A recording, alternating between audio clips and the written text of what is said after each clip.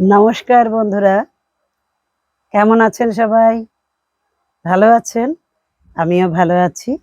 আমাদের এই ২১শে জুন ইন্টারন্যাশনাল যোগা ডে গেল। আমাদের এই বছরের থিম ছিল yoga for one earth one health. তো আমাদের স্বাস্থ্যকে রক্ষা করতেই হয়। স্বাস্থ্য রক্ষার সময় প্রতিটা পরিস্থিতি, প্রতিটা বিশেষ সময় অনুযায়ী নিজেদেরকে সতর্ক থাকতে হয়। তো এখন বর্ষাকাল এসে গেছে। বর্ষায় বিভিন্ন রকম অসুখ হতে পারে। জেনে নিন তার প্রতিকারের উপায় কি।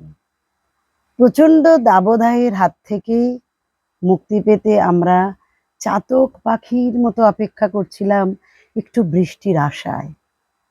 আষাঢ় মাস শুরু হতেই শুরু হয়ে যায় বর্ষা, আর বর্ষার রিমঝিমানি। প্রকৃতি নতুন করে পল্লবিত হয়ে ওঠে, ফুলে ফলে তার সৌন্দর্য আরো বৃদ্ধি পায়। আমরা উপভোগ করি বরিশ ধারা মাঝে শান্তির বাড়ি। শত শান্তির মাঝেও আমাদের সতর্ক থাকতে হবে, কারণ বছরের অন্যান্য সময়ের তুলনায় বর্ষায় প্রকৃতিতে জলীয় বাষ্পের পরিমাণ বেশি থাকে।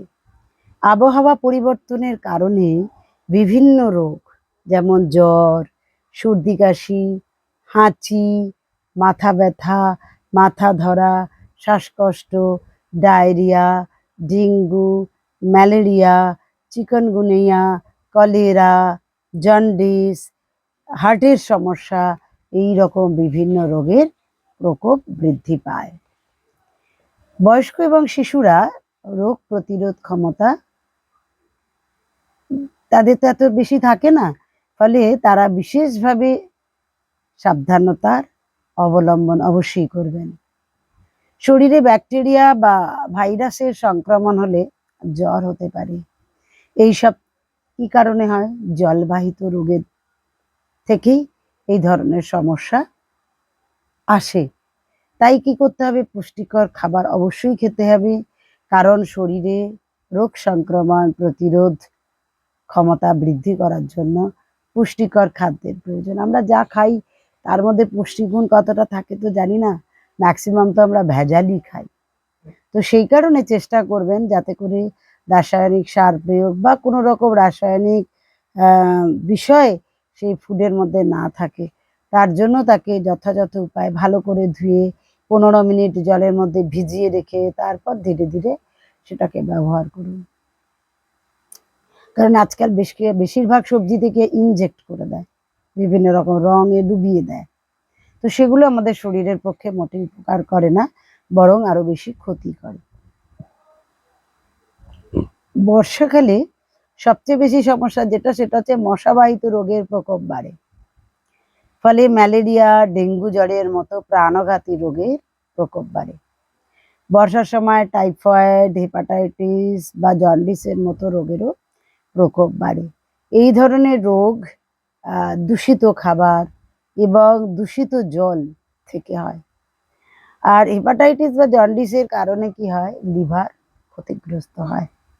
এই সময় এই জন্য বাইরের খাবার বুঝে শুনে খাবেন, পাশাপাশি পরিষ্কার পরিচ্ছন্ন থাকতে হবে। আমি শেষের দিকে কিছু মানে আমাদের ঘরোয়া উপাচার বলবো, যেগুলো ব্যবহার করলে আমরা ভালো থাকবো। বর্ষায় জলবাহিত রোগ যেমন কলেরা বা ডায়রিয়ার মতো সমস্যা দেখা দিতে পারে। এক্ষেত্রে সমস্যাটা সবচেয়ে বড় কি বলুন তো? দূষিত পরিবেশ এবং অস্বাস্থ্যকর পরিবেশ। তাই দূষিত এবং অস্বাস্থ্যকর পরিবেশের জন্য নিজেকে পরিষ্কার পরিচ্ছন্ন রাখুন। আশেপাশে জল জমে থাকলে সেগুলোকে ব্যবস্থা করুন তার। তো এই জন্য আমরা কি করব? বর্ষাকালে তো এই সমস্যাগুলো আসবেই, কিন্তু আমরা কি ভাবে তাকে প্রতিরোধ করবো, কি ভাবে আমরা প্রোটেকশন নেব? প্রথম কথা হচ্ছে বৃষ্টিতে ভিজবেন না, ছাতা ব্যবহার করুন, ভেজা জামা কাপড় বেশিক্ষণ গায়ে রাখবেন না, বাড়ি ফিরে এসেই আগে শুকনো কাপড় দিয়ে হাত পা শরীর মুছে নিন, পরিষ্কার করে নিন।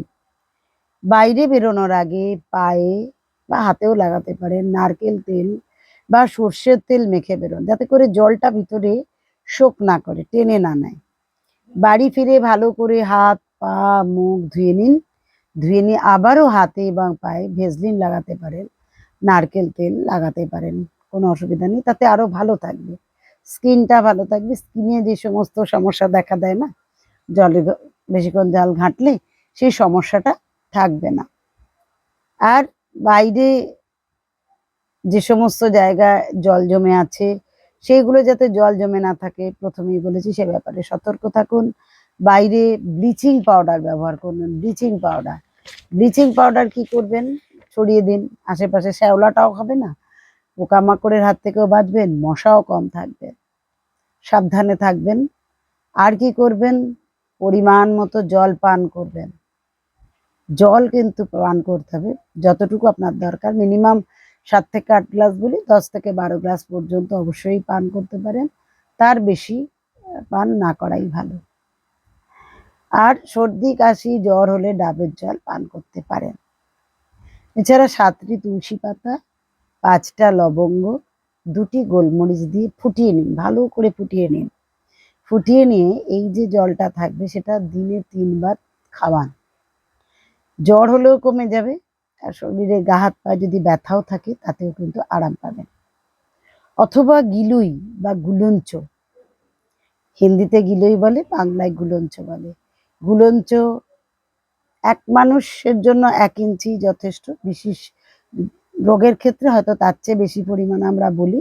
এই গিলই বা গুলঞ্চ আগের দিন রাত্রিবেলা ফুটিয়ে রাখতে পারেন, জলে ভিজিয়ে রাখতে পারেন, পরের দিন আবার পুনরায় ফুটিয়ে নিন ভালো করে, গরম গরম সকালবেলা পান করুন। এটাকে বলে কারা, গিলইয়ের কারা।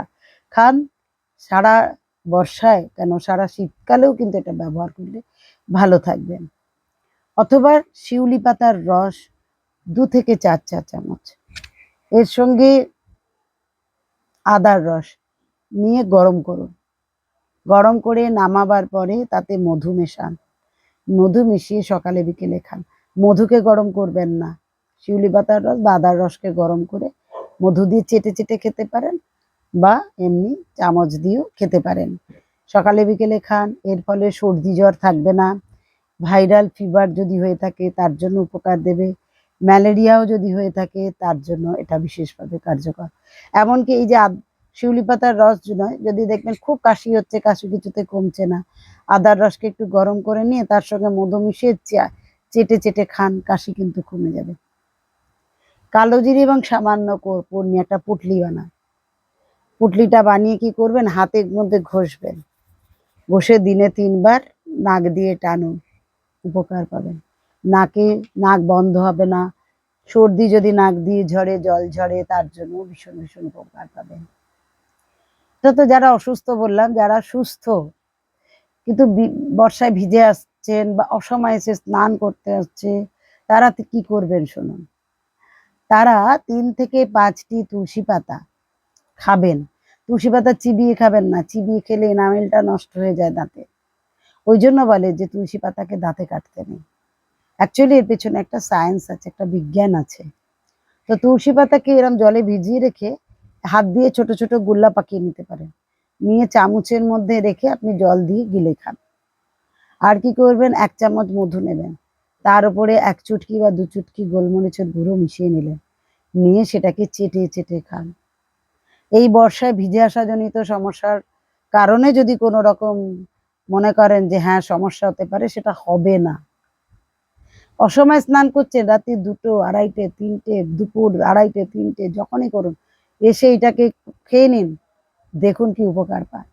অনেকের আছে স্নান করলে বা মাথায় শ্যাম্পু করলে মাথা ধরে, এটা ব্যবহার করে দেখুন, উপকার পাবেন, পাবেন এবং পাবেনই, গ্যারান্টি। কারণ আমি এটা অনেককেই খাইয়ে ভালো করেছি বা ভালো রেখেছি।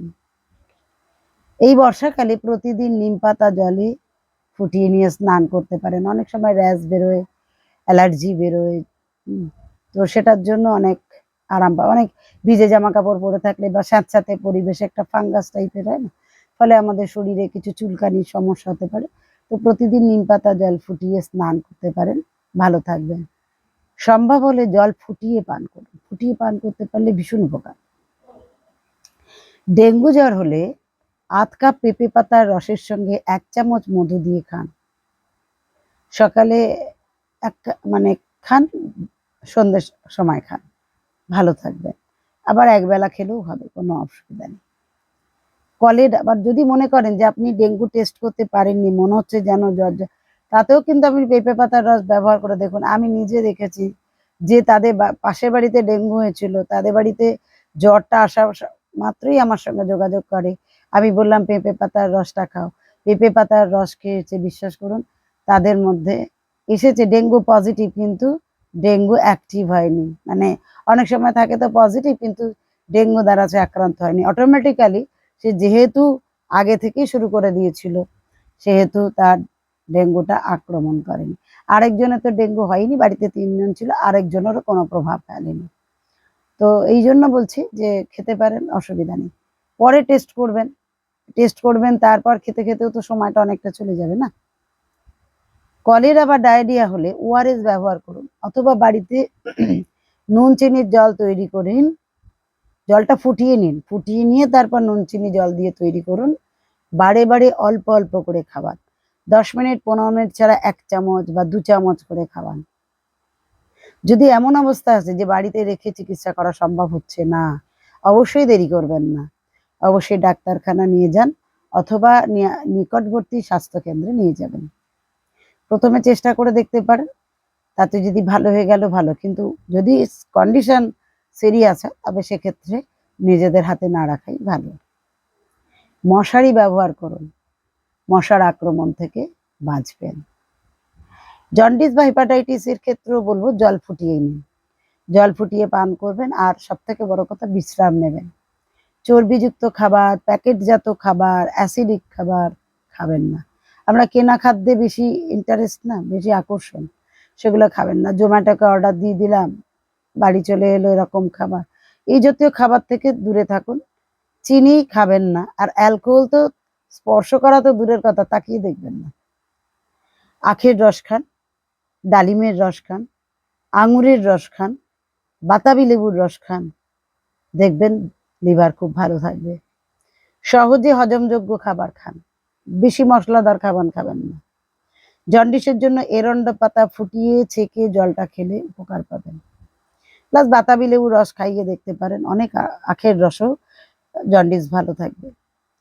এরন্ড পাতা দেখবেন রাস্তার ধারে পেঁপে পাতার মতো অনেকটা দেখতে, ছোট ছোট কাঁটা জাতীয় ফল তৈরি হয়, ওটাকে এরন্ডও বলে বা রেডির পাতাও বলে, দেখে নেবেন। একটু লালচে লালচে হয়, একটু সবুজ সবুজে থাকে। ওই পাতা কিন্তু লিভারের জন্য ভীষণ উপকারী। নিম পাতা, ব্রাহ্মী শাক, কালমেঘ, ভূমি আমলা, এগুলোর ব্যবহার করুন। এগুলো হেপাটাইটিসের ক্ষেত্রেও যেমন উপকার হবে, এবং লিভারকে ভালো রাখার জন্য এগুলো কিন্তু অব্যর্থ। আর সবশেষে বলবো যে রোগ প্রতিরোধ ক্ষমতা বাড়ান। এই রোগ প্রতিরোধ ক্ষমতা বাড়াবার জন্য প্রতিদিন ব্যায়াম করুন, আসন করুন, প্রাণায়াম অবশ্যই অভ্যাস করুন। আর একটা ছোট্ট টিপস দেব এই বর্ষার জন্য। বর্ষায় ঘরে স্যাঁতস্যাঁতে একটা ভাব থাকে না, ঘরে মোমবাতি জ্বালাবেন। মোমবাতি জ্বালালে ওই স্যাঁতস্যাঁতে ভাবটা অনেকটা কেটে যাবে। আরেকটা জিনিস করতে পারেন, সন্ধেবেলা একটুখানি তেজপাতা, যেরকম আমরা ধুনো জ্বালাই না, তো সেই রকম তেজপাতাকে একটু কর্পূর দিয়ে জ্বালিয়ে আর গোটা বাড়িতে দেখিয়ে দিন। বিভিন্ন রকম ভাইরাস বলুন বা আদার্স কিছু বলুন, তার সঙ্গে একটু নিম পাতাও ব্যবহার করতে পারেন, শুকনো নিম পাতা। দেখুন শ্বাসকষ্ট হবে না, ভাইরাসের আক্রমণ থেকে বাঁচবেন। তো আপনারা ভালো থাকুন আর সবাইকে ভালো রাখুন। তো এতক্ষণ ধরে ধৈর্য ধরে আমাকে শুনবার জন্য আপনাদেরকে অনেক অনেক ধন্যবাদ। তো ভালো লাগলে লাইক করুন, কমেন্ট করুন, সাবস্ক্রাইব করুন, আর এই বর্ষাকে আরো বেশি উপভোগ্য করে তুলুন। সবাইকে আমার পক্ষ থেকে প্রণাম।